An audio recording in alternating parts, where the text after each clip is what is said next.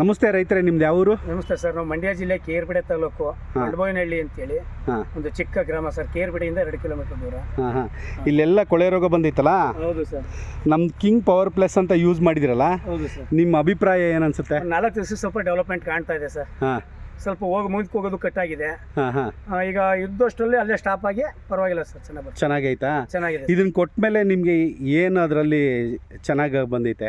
ಈಗ ಸ್ವಲ್ಪ ಗಿಡಗಳೆಲ್ಲ ಒಣಗೋಗಿದ್ದೆಲ್ಲ ಸುಳಿ ಬರ್ತಾ ಇದೆ. ಒಣಗೋಗಿದ್ದ ಕಡೆ ಎಲ್ಲ ಸುಳಿ ಬರ್ತಾ ಇದೆ. ಸ್ವಲ್ಪ ಮೊಳಕೆಗಳು ಜಾಸ್ತಿ ಆಯ್ತಾ ಇದೆ. ಬರ್ರಿ ಒಂದು ಕಿತ್ತು ತೋರಿಸ್ರಿ.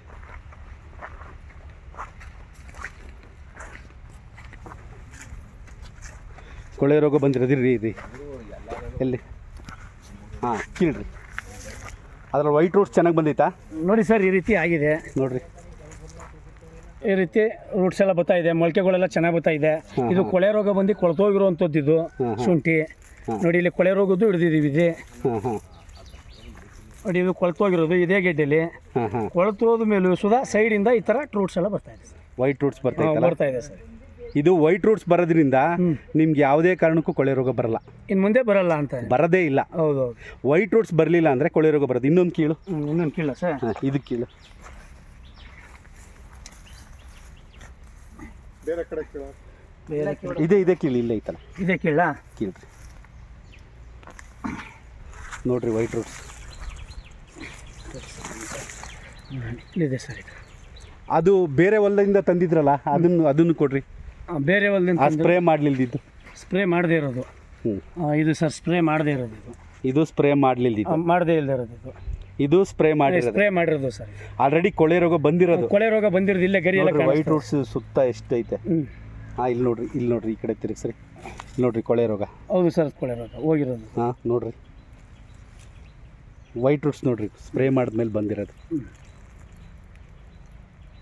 ಈಗ ಎಲ್ಲಾದರೂ ಸ್ಪ್ರೆಡ್ ಆಗ್ತೈತಾ ಹೊಸ್ದಾಗಿ? ಇಲ್ಲ ಸರ್, ಹೊಸ್ದಾಗೇನು ಕಾಣ್ತಾ ಇಲ್ಲ. ನಿಮ್ಮ ಅಭಿಪ್ರಾಯ ಏನು? ಔಷಧಿ ಉತ್ತಮ ಕೆಲಸ ಮಾಡಿದೆ ಅಂತ ಹೇಳ್ತೀವಿ ಸರ್. ನೀವೆಲ್ಲ ರೈತರು, ನೀವೆಲ್ಲ ಬಂದಿದ್ದೀರಲ್ಲ, ನೀವೆಲ್ಲ ನೋಡ್ತಿದ್ದೀರಲ್ಲ, ನಿಮಗೆಲ್ಲ ಏನು ಅನಿಸ್ತೈತೆ? ನೋಡಿದ್ಮೇಲೆ ಉತ್ತಮ ಅಂತ ಆಗ್ತಾ ಇದೆ. ನೀವೆಲ್ಲ ಯೂಸ್ ಮಾಡಿದಿರಲ್ಲ, ಇಲ್ಲಿ ನೋಡಿದಿರಲ್ಲ ನೀವೆಲ್ಲ. ಅದು ನೋಡಿ, ಇದು ಸಾವಿರಾರು ಜನ ರೈತರು ನೋಡ್ತಾರೆ ಈ ವಿಡಿಯೋ. ಹಂಗಾಗಿ ಏನು ಸತ್ಯ ಇರುತ್ತೆ ಅದನ್ನೇ ಹೇಳ್ರಿ. ನಿಮ್ಗೇನು ಅನಿಸುತ್ತೆ? ಪರವಾಗಿಲ್ಲ ಅನಿಸ್ತದೆ ಸರ್. ಈಗ ಅದು ಇಳುವರಿ ನಾವು ಮುಂದೆ ಇದೇ ರೀತಿ ಮಾಡಬೇಕು ಅನ್ನೋ ರೀತಿಲಿ ಎಷ್ಟೋ ಜನ ರೈತರು ನೋಡ್ರಿ. ಇದರಲ್ಲಿ ಒಂದೇ ಒಂದು ರೂಟ್ಸ್ ಇಲ್ಲ ಇದರಲ್ಲಿ. ಹೌದು ಸರ್, ಬೇರೆ ಯೂಸ್ ಮಾಡಲಿಲ್ಲ. ಇದರಲ್ಲಿ ಯೂಸ್ ಮಾಡಿಲ್ಲ. ಅದು ಯೂಸ್ ಮಾಡಿಲ್ಲ.